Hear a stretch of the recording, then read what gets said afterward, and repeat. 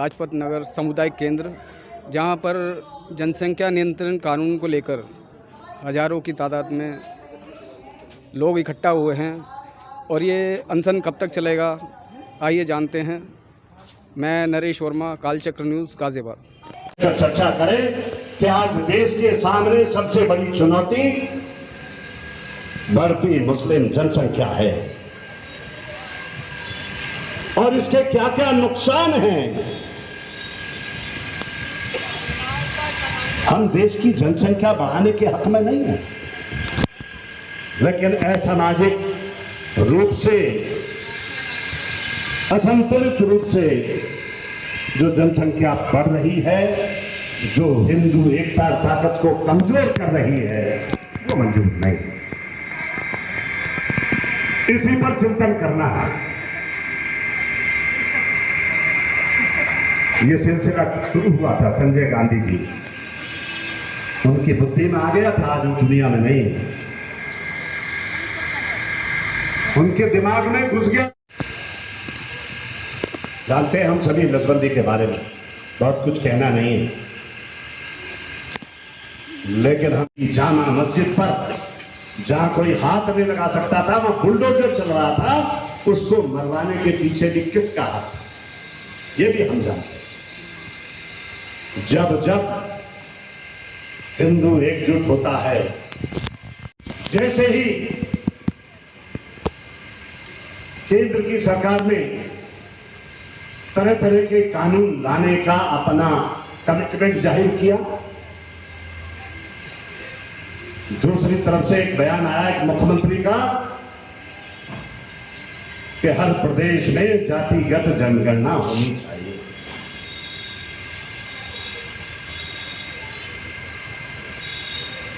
मैं इसके विरोध में नहीं, पर उसके दूसरे तरीके हो सकते थे। जब हमारा सेंसस होता है, आबादी की जनगणना होती है, उसमें कई कॉलम होते हैं, किस जाति के हैं वो आदि आदि सबको भरे जाते हैं। ये केवल दिखावा है, राजनीतिक प्रचार पाने के लिए और राजनीतिक माइलेज पाने के लिए ये सब उनके द्वारा घोषणा की गई है। हर जनसंख्या का जो हमारा काउंटिंग होती है 2011 में हुई थी, उसमें भी जातियों की जनगणना हुई थी, लेकिन हिंदू एकजुट ना हो जाए, ये उन्हें मंजूर नहीं है।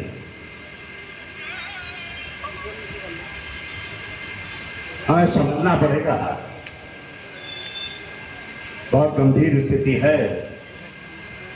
हमारे जो बच्चे पढ़ लिख कर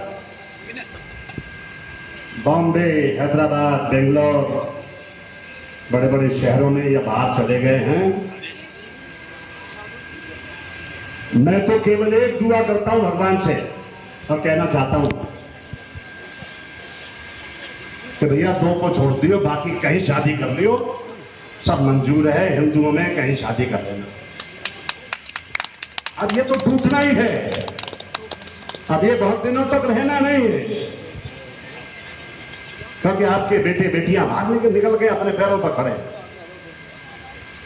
लेकिन उस हिंदू एकता को बचाए रखिए, अपनी संस्कृति को बचाए रखिए। बेटा आपके सामने नवरात्र में व्रत के लिए कोई आयोजन आपके बीच करने आया है, इनके चेहरों को पहचानो,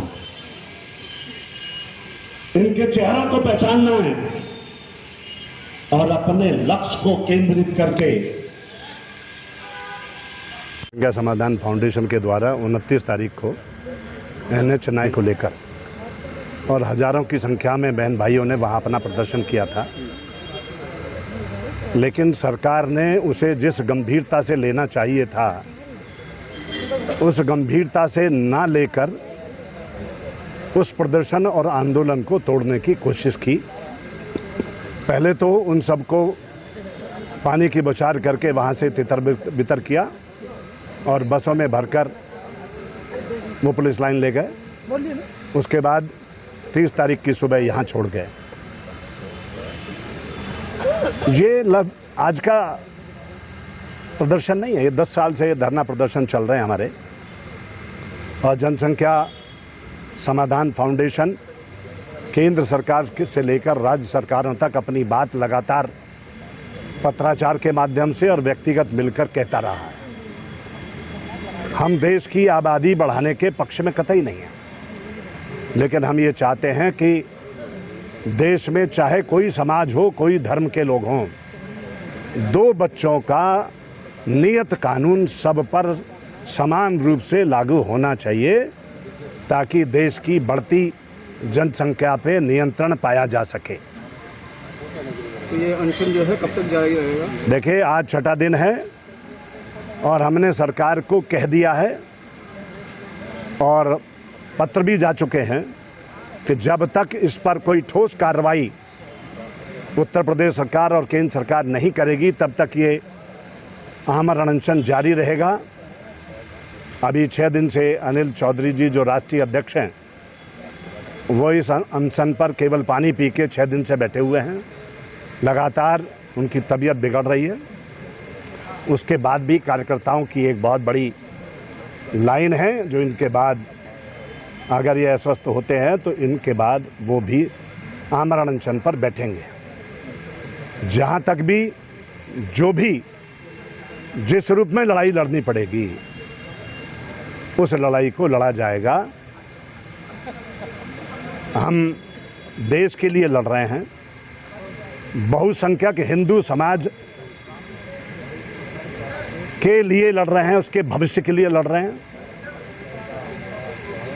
जो अनियंत्रित होती आबादी है, उसे नियंत्रित करने के लिए, नियंत्रण में लाने के लिए लड़ रहे हैं। हिंदुओं पर भी 2 बच्चों का कानून लागू हो, तो मुसलमानों, ईसाइयों और अन्य लोगों पर भी 2 बच्चों का अनिवार्य रूप से कानून लागू हो और मैरिज एक्ट में भी परिवर्तन करके एक शादी का ही प्रोविज़न किया जाए, ताकि देश की बढ़ती हुई आबादी पर रोक लग सके। हमारे संसाधन देश के सीमित हैं, आबादी लगातार बढ़ रही है, विस्फोटक स्थिति में हम रोजाना जा रहे हैं और हम वो मांग कर रहे हैं जिसको केंद्र की सरकार और प्रदेश की सरकार समय समय पर अपने एजेंडे में बताती रही है। केंद्र सरकार ने भी और उत्तर प्रदेश सरकार ने भी और अभी असम सरकार ने भी, मध्य प्रदेश सरकार ने भी ये घोषणा की थी, उत्तराखंड सरकार ने भी, कि जनसंख्या नियंत्रण कानून हम लेकर आएंगे। हम भी उसी के लिए बैठे हैं कि इसमें अब देरी ना हो।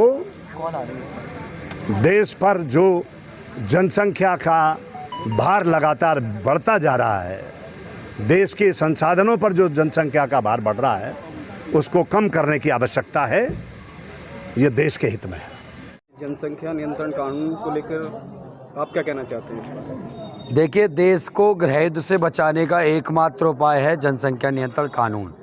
जिस प्रकार से देश के अंदर आज जनसंख्या बढ़ रही है, इससे बिल्कुल भी डिनाई नहीं किया जा सकता। उसी रफ्तार से अगर जनसंख्या बढ़ती रही तो आने वाले समय में देश में गृहयुद्ध होगा। और गृहयुद्ध का कारण भी साफ है कि हमारे पास 2.4% क्षेत्रफल है, 4% पानी है, 18% आबादी हिंदुस्तान में रहती है। दूसरी बात, इसके अंदर आबादी प्रतिदिन अगर देखा जाए हर सेकंड में जो 3 बच्चे पैदा होते हैं, 84,000 बच्चे प्रतिदिन पैदा होते हैं। अगर ये आबादी यूं ही बढ़ती रही तो सोच के बताइए कि देश जाएगा तो जाएगा कहाँ। आज 2 लेन की रोड बनकर के तैयार नहीं होती, 4 लेन की भीड़ रोडों पर तैयार मिलती है। एक रोड बना लीजिए, हॉस्पिटल बना लीजिए, बात कर लीजिए, सारी बातें आज ही लगती हैं। कोई भी सरकार, हमें ऐसा नहीं लगता कि सभी लोग दे सकती है। जिसका कारण है कि आज जिन लोगों की जनसंख्या अधिक बढ़ रही है, उन लोगों ने पूरी तरीके से देश पर कब्जा करने की रणनीति से काम भी कर रहे हैं। तो हमें लगता है कि अगर देश में जनसंख्या नियंत्रण कानून नहीं बना तो देश में गृहयुद्ध निश्चिंत होगा, जिसकी जिम्मेदार यह सरकार भी होगी। जय हिंद और जय श्री राम। मेरा नाम वंदना त्यागी है। मैं जनसंख्या समाधान फाउंडेशन में मेन विंग में राष्ट्रीय सचिव का दायित्व है और महिला विंग की राष्ट्रीय अध्यक्ष हूँ। ये जो आज हज़ारों की तादाद में यहाँ भीड़ इकट्ठी हुई है, तो ये कब से स्टार्ट हुआ था और कब तक चलेगा, और लगभग कितने लोग अभी भी बीच में आने की संभावना है? असल में 28 तारीख को पूरे देश से कई राज्यों से लोग यहाँ पर आकर रात को रुके थे और 29 तारीख को इस धरने की शुरुआत हुई थी। हम लोगों ने करीबन 10 से 10:30 के बीच में केबीसी बैंक्वेट हॉल कौशाम्बी से इस धरने की शुरुआत की थी, जिसमें करीबन 10 से 15 हज़ार लोग थे और हम शांतिपूर्ण तरीके से अपना प्रदर्शन करते हुए गाज़ीपुर बॉर्डर पर पहुँचे। वहाँ पर हम लोगों को दिल्ली पुलिस के द्वारा रोक लिया गया और वहाँ से हमको कहा गया कि आप लोग वापस जाइए। हमारे राष्ट्रीय अध्यक्ष ने हम सब ने मिलकर तय किया कि हम लोग वापस अपने घर नहीं जाएंगे और अगर ज़रूरत पड़ी तो हम लोग आगे जाने का प्रयास करेंगे, लेकिन बैरिकेडिंग करके दिल्ली पुलिस के द्वारा उसको रोक दिया गया और हम लोग वहीं पर धरने स्थल पर ही बैठ गए। तो ये सरकार की तरफ से जो है इस पर क्या भी विचार विमर्श करा जा रहा है? इससे बुला रहे हैं। हाँ जी, हाँ जी। ये जो सरकार, मोदी सरकार है, इसकी तरफ से मतलब उन्होंने क्या विचार विमर्श किया इस जनसंख्या नियंत्रण? सरकार का क्या विचार है ये हम नहीं जानते, लेकिन हमारे संगठन, हमारे राष्ट्रीय अध्यक्ष अनिल चौधरी जी आमरण अनशन पर हैं। आज 6ठा दिन है और ये एक क्रमिक अनशन रहेगा। अगर अनिल चौधरी जी यहाँ से वो करके जाते हैं तो ममता दीदी आगे हैं उसकी लाइन में। हमारे सभी लोग तैयार हैं, सभी भाई बहन तैयार हैं और हम लोग सब अपनी जान की बाजी लगाकर तब तक इस अनशन को नहीं तोड़ेंगे जब तक कि इस कानून के विषय में कोई प्रक्रिया शुरू नहीं होती है।